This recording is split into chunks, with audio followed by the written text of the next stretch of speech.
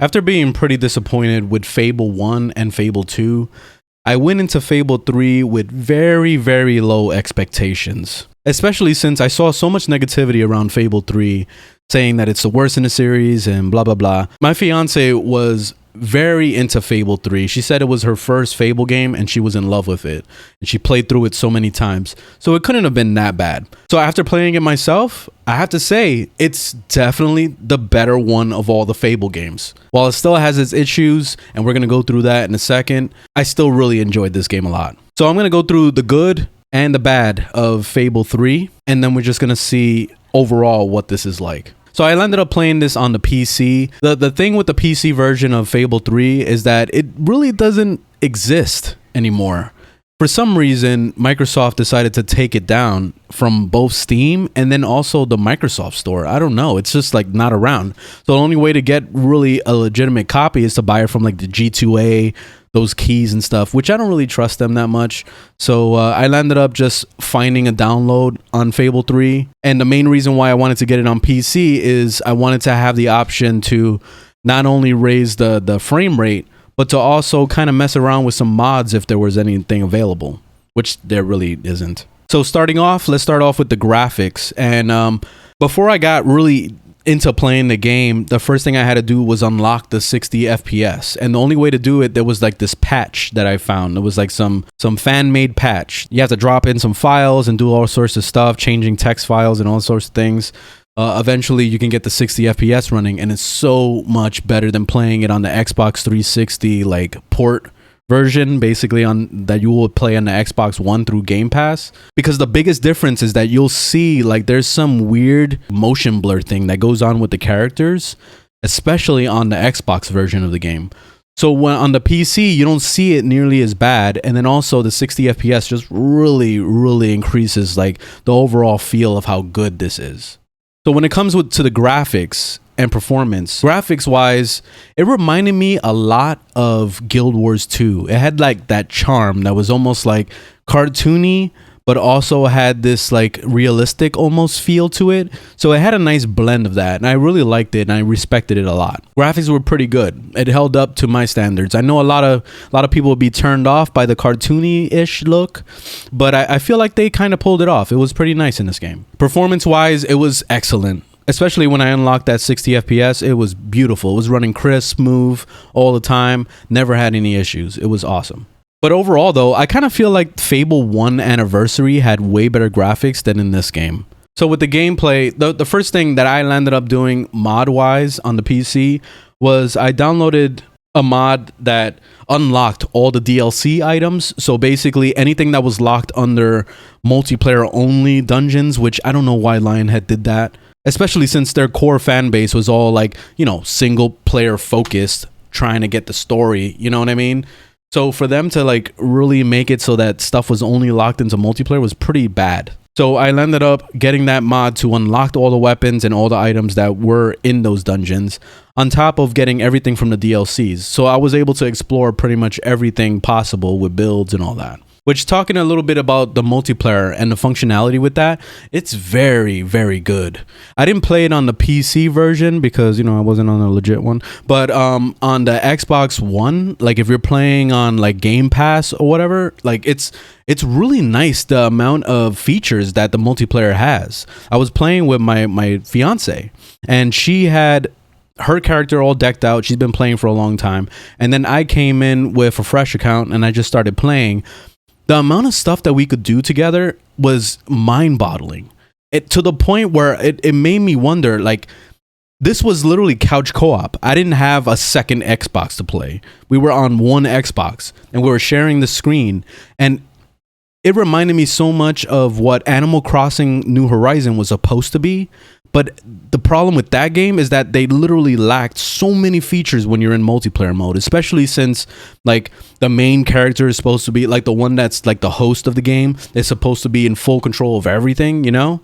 But in this case, they didn't have any restrictions like that. So Fable 3 really made it an awesome game to be in multiplayer. Like, for example, she came into my world and we started like my first journey basically through the game. And my fiance went and started buying all the property and started like making relationships and doing all this stuff. We got married together in the game. We had a kid in the game. Like it was just the crazy amount of stuff that she did in my world that actually stood there. So even after she finished playing, I would log into it and I would see that the property is still there. I still get money for the property. We were sharing the money while we were still playing. She could gift me items. Like, pretty much there was no restrictions at all. It was so awesome. This is what I wish couch co-op games would do. You know, and I wish that going into, 2022 and beyond, I wish that we would see more couch co-op, like split screen type games like this. And we don't see it anymore because I don't know what it is. I guess the developers just assume that you have like 3 or 4 Xboxes lying around in the house so that you can all play together and also have to have Xbox Live on every single, you know what I mean? Like, it's crazy. I don't understand what happened, but this was like the pinnacle of multiplayer gaming right here. This was awesome. Like, for that alone, I have to recommend Fable 3. So now let's talk about the combat in this game, which I gotta go right out and say it. It's very basic compared to the very first game. The second game tried really hard to kind of advance on it, to not only make it simple, but also more complicated or whatever, like to have the blend between the two. But I feel like it totally failed on that. But the third game really did enhance a lot of the stuff that was wrong with the second game, while also making it extremely casual, which could be a problem depending on the type of player you are. If you're more into in-depth RPG elements, then you're going to hate Fable 3. And I think that's why most people didn't like this game, is that there really wasn't a leveling system per se in this. The only way that you advance your character was going to the Heaven Road. I forgot the name of it, that place that looks like heaven. Well, anyway, like that area where there's a bunch of chests, you open the chest and that's what progresses your character basically. I didn't really care for that much, it is what it is. But so I'm going to separate this into the 3 modes. So we got the melee, the range, and magic. I didn't feel like it really improved from the second game. Like it feels like it almost took a step backwards from part 2, because part 2 felt like the melee had a little bit more in-depth like strategy to it, where blocking and dodging actually mattered.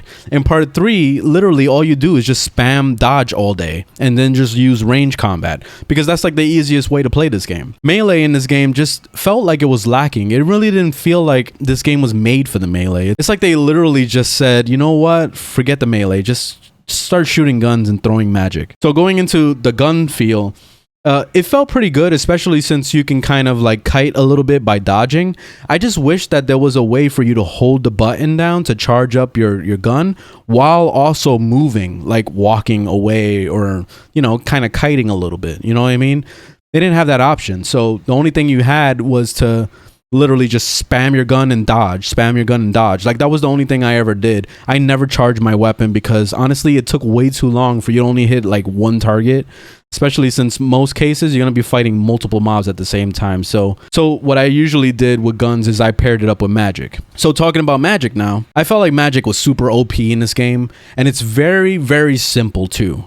They decided to do away with the whole like choosing of your powers thing like in the first game, and then also in the second game the whole like warming up your ability to change into different levels. Instead, they just put it into these gauntlets that you equipped. So you have like the fire one, the electric one, the wind, whatever, you know what I mean? Like, so you didn't really have a whole lot of options of abilities in this one, and the ones that I really missed the most was the confuse one, where you can like trick the enemy to fight their partners and stuff. They didn't have that in this game. And then they also didn't have the time one, where you can like skip time or slow time to do that, because I really like what Fable 2 did with the time skipping, because they combined both the teleport ability that you can teleport behind people and stuff with the time slow. So it was really awesome the way they implemented that. It's just too bad they didn't bring this into part 3, because now part 3 basically consists of you equipping the storm and electricity. That's like the most overpowered combo ever, because the electricity is basically crowd control. It holds them in place getting shocked, while the storm part just literally rains ice on them and it does damage over time. I just wish that it would actually show the numbers of what kind of damage we're actually doing, but there's no way to set that.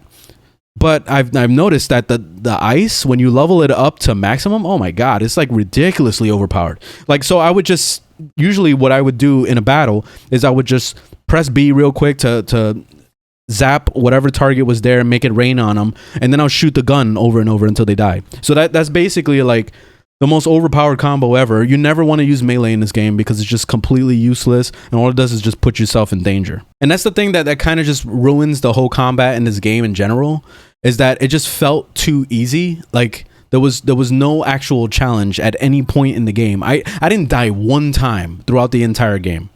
So that should say a lot right there. In the first game, though, I was dying my ass off. So, like, to go from that to going into this and then just being, like, overpowered as shit the entire time, like, it kind of ruined it a little bit, but it still was fun. So, I'll give it that. And the biggest issue with the combat and everything related to your character in Fable 3 is that there's no real sense of character building at all. Like I said, you're going to be opening a bunch of chests to kind of, like, you know, advance your skills and get, you know, better guns or whatever else. I really miss the process that we had in Fable 2 and Fable 1, where we were collecting the orbs to kind of level up. I really like that in part 3, when you kill something, it just automatically gives you the XP. That's something that should have been in the first and the second game. They totally eliminated the whole building of character thing. So there's no way to kind of specialize in a certain type of build. So the RPG element kind of fell off on this one. But something that Fable 2 introduced, you know, the whole life skilling thing of like getting a job, buying property and all that, Fable 3 really like stepped it up a notch on this. They not only made it less grindy, but they also made it way more satisfying to actually build up these towns, to not only own everything, but to also like build relationships. It just made it so awesome. This is literally the best part about Fable 3 that I spent hours and hours and hours on, just literally trying to buy property, trying to like impress the people, getting gifts. Like, it was just like the life skilling part is easily the best part about this whole entire game. It reminded me so much of Black Desert Online and the way life skilling works in that game. So it's crazy that to see a game that's this old have systems like this. And I really hope that the next Fable that comes out, the Fable 4, whatever it's going to be called, I think it's just going to be like a reboot, I guess. I really hope that they bring back this life skilling stuff, because this is what really makes this game very, very special. The only downside with the interacting with your villagers and stuff like that is that it went back to the single target interaction. The second game really did awesome with the whole concept of like basically AoE entertaining them or whatever. We already know that one had a lot of problems, especially when it came to trying to like single out a certain person. In this game, it's more focused on you just entertaining one person, getting them to really like you. You can take them on a date if you want, or you can do errands for them. And the errands are always exactly the same every single time. It's like, oh, go dig up something. Your dog goes, finds it, and you dig it up. Or it's deliver something. Like, it's literally the only two quests, pretty much. It's pretty sad that it's that limited. I feel like it could have been a little bit better to actually build relationships with the people. Like, maybe even get it to the point where, let's say like in Fable 2, if you had like multiple relationships where like you had like two girls like fighting over you, it would be nice to actually have that in part 3, where they would literally fight each other for your attention, or try to sabotage each other, or maybe even stuff happens. Let's say you own property in the town and then they get robbed by a bunch of bandits or something, and then you have to kind of like try to figure out what to do with that. If they smashed up the house, maybe you have to like repair all their stuff, you know, stuff like that. Or maybe even trying to like hire bodyguards, or, you know, like it could have advanced so much, but instead this game was just very limited with the whole interaction part, that it kind of fell flat with that. Now let's talk about the story, which once again, Peter didn't learn anything. Lionhead Studios just kind of went along with it. The illusion of choice is back again. At no point in time do you ever have a choice of really truly changing the story to be good or evil. For example, in the very beginning, which I'm going to be spoiling things a little bit, your brother is the king of Albion, and you're just kind of going through the motions of everything. But this game is literally guiding you on this path of good, where your brother is evil and he's a tyrant and he's doing really selfish things to kind of build up the economy, and then you're supposed to be the good guy to kind of like get them out of that rut. But like, what if I wanted to be evil again? Like, what if I could team up with my brother and be like, and really bring out the full tyranny of you know, what he wanted to achieve? You know, like, what if I wanted to be on his side? You can't do that in this game. You have to be completely against him. You have to go and save the world from the tyranny that is your brother. You know what I mean? Like, I just think that was so dumb. So once again, it fell flat with the story, and this is the thing that I really hope the next game works on, especially since we're going into next gen, which is supposedly, you know, a big deal. Next gen is supposed to be like more intelligent games, right? So I really hope that the next developer that does Fable does not make the same mistake and actually gives us real, actual choices that really do change the game. The last thing I have to talk about is the voice acting. Spectacular. This is easily the best voice acting I have ever heard in any video game ever, period. The all-star cast that they have in here is insane. I had no idea who was in this. It's completely insane how good they did. Everybody was awesome. The comedy was on point all the time. Like, I couldn't wait to see what Reaver was going to talk about next. And Reaver was awesome in the second game, and he came back even more fire in the third one. There is no greater waste than the idleness of our city's youth. But my employment scheme guarantees children of all ages will have something to occupy them, whilst ensuring our factories are properly manned. It's just monstrous. You promised you would end child labor. Remember that promise now. And what would you have us do with the snotty little indigents? Like, he's the best. Like, if there was anybody that was going to be the villain of this game, they should have made it Reaver instead of the brother. It just would have been so much better because he truly is evil. So it's moments like that that just really made this game much more satisfying than the whole entire Fable series.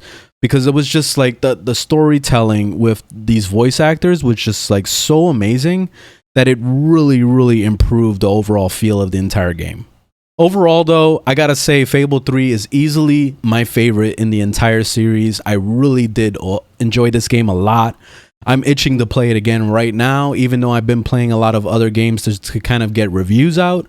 I still look back at Fable 3 on my desktop. I don't think I'm gonna ever uninstall that game. Like, it's that good. I really enjoyed it a lot. And I really hope that the next Fable game kind of learns from the entire Fable series and does the things that we were hoping for with a Fable game. The RPG elements, keeping that in there. Real RPG elements, the leveling and all that. Storytelling that actually impact the world. Like, if I want to be good, then I'll go down the good route. If I want to be evil, then let me be pure evil. You know what I mean? Like, that's what I want to see. And then also just the combat. I really hope that they keep it simple, but at the same time make it harder to master. You know, kind of similar to what we saw like in Dark Souls or games like Assassin's Creed Odyssey did pretty good with their combat. You know, stuff like that to actually build up and make you feel like you're learning how to play your character and you're getting better at it, but also keeping it pretty simple for the casual player. Anyways, I think I'm done talking about Fable. I'm probably going to have some more Fable videos pop up, especially since I want to talk about Teresa and her evil ass, because there's a lot that I got to say about her. But anyways, thanks for watching. Leave a thumbs up if you liked the video, thumbs down if you didn't, and I will see you guys on the next one. Later, y'all.